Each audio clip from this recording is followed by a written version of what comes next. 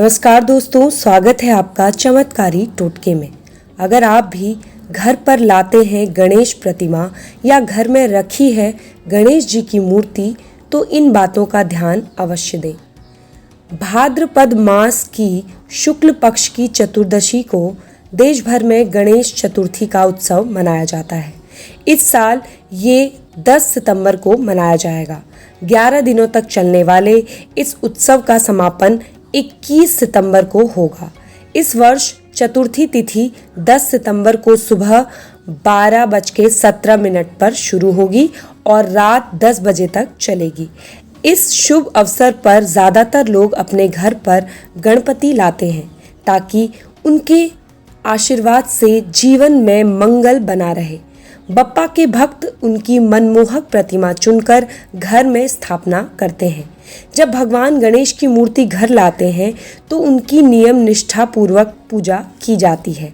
वैसे तो गणेश जी का हर रूप मंगलकारी और विघ्न नाशक है, लेकिन अपनी चाहत के अनुसार मूर्ति लेकर आएंगे तो आपकी मनोकामना जरूर पूरी होगी। गणेश जी की मूर्ति घर लाते समय आप केवल सुंदरता के अलावा इन चीज़ों को देखेंगे तो आपके लिए ज़्यादा लाभप्रद होगा। तो जानते हैं किन चीज़ों का आपको ध्यान रखना है, लेकिन उससे पहले दोस्तों यदि चैनल पर नए हैं तो चैनल को सब्सक्राइब कीजिए, लाइक कीजिए, शेयर कीजिए और बेल आइकन को ज़रूर क्लिक कीजिएगा नए वीडियोज़ के नोटिफिकेशन के लिए। दोस्तों, घर के लिए बैठे हुए गणेश जी ही सबसे शुभ और फलदायी माने जाते हैं। अगर आप बैठे हुए भगवान गणेश जी की मूर्ति लाकर पूजा करते हैं तो आपके घर में न सिर्फ बरकत होगी बल्कि स्थायी धन में भी लाभ होगा। हालांकि खड़े होकर आशीर्वाद देते गणपति की प्रतिमा अच्छी मानी गई है। ये सफलता और तरक्की की सूचक मानी जाती है। गणेश जी की मूर्ति घर लाए तो सबसे पहले ध्यान रखें कि गणेश जी की सूंड बाएं यानी कि लेफ्ट साइड होनी चाहिए। ऐसी मूर्ति को ही वक्रतुंड माना जाता है। दाएं यानी राइट साइड की ओर मुड़ी हुई मूर्ति की पूजा से मनोकामना सिद्धि में देरी लग सकती है। गणेश जी की मूर्ति में उनका वाहन चूहा जो होता है वो जरूर होना चाहिए। इसके साथ ही गणेश जी के हाथों में एक दंत अंकुश भी होना चाहिए। गणेश जी के एक हाथ आशीर्वाद की मुद्रा में होने चाहिए और जो दूसरा हाथ है उसमें मोदक होना चाहिए, क्योंकि शास्त्रों में देवी देवताओं का आवाहन इसी रूप में किया जाता है। अगर आप घर पर आराम करते हुए गणेश जी की मूर्ति घर लाते हैं तो इससे घर में सुख और आनंद बढ़ता है। इनकी पूजा करने से जीवन के सभी कष्ट दूर होते हैं और आपको मानसिक शांति प्राप्त होती है। वहीं सिंदूरी रंग वाले गणेश जी समृद्धि दायक होते हैं। सिंदूरी वाले गणेश जी की पूजा गृहस्थ और व्यवसायियों को करनी चाहिए।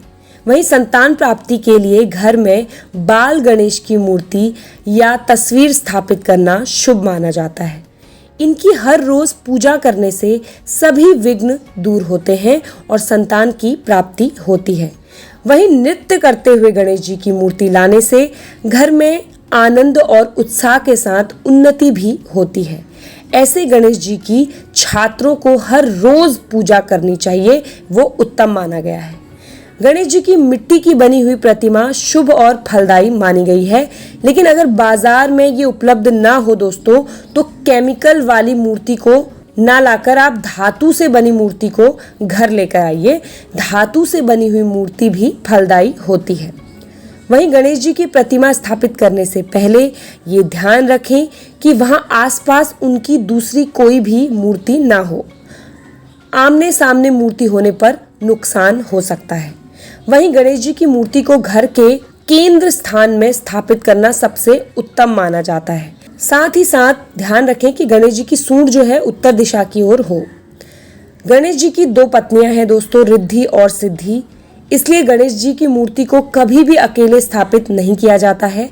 उनके दाईं और बाईं ओर एक एक सुपारी को रिद्धि और सिद्धि के रूप में स्थापित किया जाता है। गणेश जी की अलग अलग मूर्तियां अलग अलग तरह के परिणाम देती है। सबसे ज्यादा पीले रंग की और रक्तवर्ण यानी कि लाल रंग की मूर्ति की उपासना जो है वो शुभ होती है। नीले रंग के गणेश जी को उच्छिष्ट गणपति कहते हैं। उनकी उपासना विशेष दशाओं में ही की जाती है। वहीं हल्दी से बनी हुई या हल्दी का लेपन की हुई मूर्ति हरिद्रा गणपति कहलाती है। ये कुछ विशेष मनोकामनाओं के लिए ही शुभ मानी जाती है। सफेद रंग के गणपति को ऋणमोचन गणपति कहा जाता है। इनकी उपासना से ऋणों से मुक्ति मिलती है। 4 भुजाओं वाले रक्त वर्ण के गणपति को संकष्ट हरण गणपति कहते हैं। इनकी उपासना से संकटों का नाश होता है। त्रिनेत्रधारी रक्त वर्ण और 10 भुजाधारी गणेश महागणपति कहलाते हैं। गणेश चतुर्थी के दिन घर आए बप्पा अनंत चतुर्दशी के दिन अपने घर वापस लौट जाते हैं।